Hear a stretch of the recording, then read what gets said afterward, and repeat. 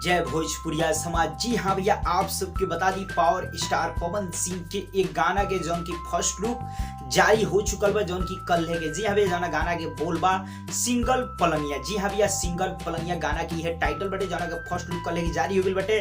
और आप सबके इंतजार बा कि गाना कब आई और ये गाना के टीजर कब आई। तो जी हाँ भैया, सबसे पहले आप सबको बता दी ये गाना के डायरेक्ट वीडियो आवल बा, यानी वीडियो सॉन्ग डायरेक्ट आवल बा। जौना गाना गइले बने पवन सिंह और प्रियंका सिंह जी, और ये गाना पर अभिनय कइले बने पवन सिंह और प्रोमिला घोष।